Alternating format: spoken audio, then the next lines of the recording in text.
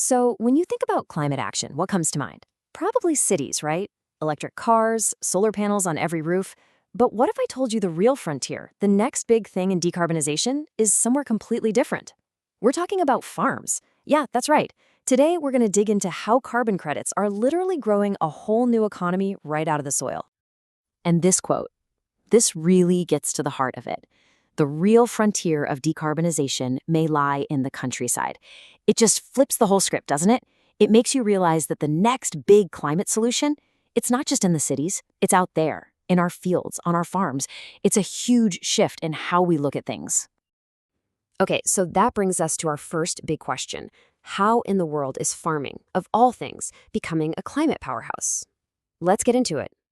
The whole thing is built on this idea of carbon farming. So what is that exactly? Well, think of it this way. It's all about using smart agricultural methods. Things like planting cover crops or not tilling the soil so much. And these practices, they do something amazing. They turn a regular farm into a giant carbon sponge, literally sucking CO2 right out of the air and locking it deep in the ground. And the basic idea here is just so simple and powerful. When you have better farming practices, you get healthier soil. And healthier soil doesn't just grow better crops, it holds way more carbon. It's a win-win. The farmers become guardians of these massive underground carbon vaults. Now here's where it gets really interesting. This is the part that changes the game.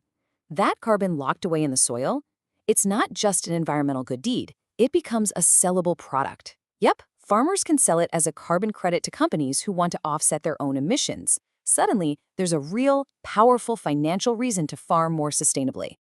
Okay, so how does a bunch of carbon in the dirt turn into something you can actually buy and sell? Let's trace the journey from the soil to the stock market, so to speak. So, you might be wondering, how does a ton of carbon in the soil actually become a financial asset you can trade? Well, it's not magic, that's for sure. It's a really careful process that needs a ton of data, some cool tech, and honestly, a whole lot of trust in the system. It basically happens in 4 key steps. First, you've got to collect the data. We're talking satellites, soil sensors, the whole 9 yards. Second, you need verification. An independent group comes in. Think of them like carbon accountants, and they check all the numbers to make sure they're real. Third, once it's verified, a credit gets officially issued. And finally, step 4, that credit gets traded and sold. It's a whole system designed to take something invisible, carbon in the soil, and make it visible and valuable. And the impact of this is huge. We're not just talking about a new source of income. This is creating an entirely new kind of rural economy. Because what's happening is that farmers are now producing a dual yield. I love that term. They're not just growing food anymore, they're also growing a climate benefit. They're getting one harvest from what's on top of the soil and another from what's stored underneath it. That's 2 revenue streams from the exact same piece of land. It's brilliant. And look, this isn't just some theory. It's really happening all over the world. You've got farmers in Iowa using AI to figure out their carbon and earning up to $15 an acre for it. Down in Australia, ranchers are getting paid to reduce methane from their livestock. And in India, it's a total lifeline, helping small farmers become more resilient to the effects of climate change. It's amazing to see how it adapts. But, okay, let's get real for a second. Building a whole new market like this from the ground up, it's not all sunshine and roses. There are some pretty big hurdles we need to talk about.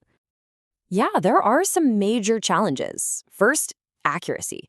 I mean, how do you really measure carbon in the soil accurately without breaking the bank?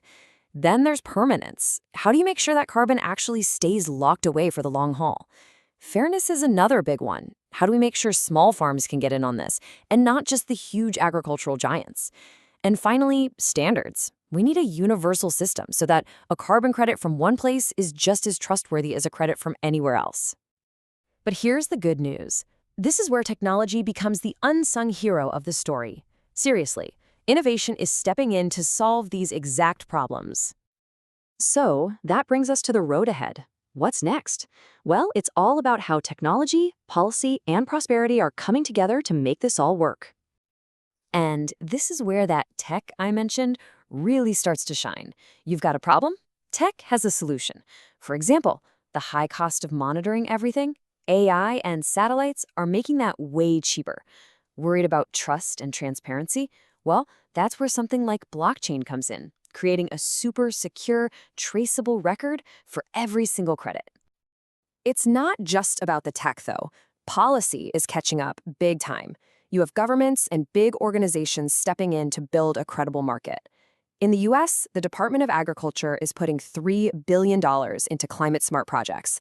The EU is working on its own carbon farming initiative to get everyone on the same page, and you have independent groups setting core carbon principles to make sure there's real integrity in the market. You know, when you put it all together, the result is more than just economic. It's a huge cultural shift. We're moving from a mindset of compliance, where farming is just trying not to be bad, to one of contribution, where farmers are seen as genuine heroes in the climate fight.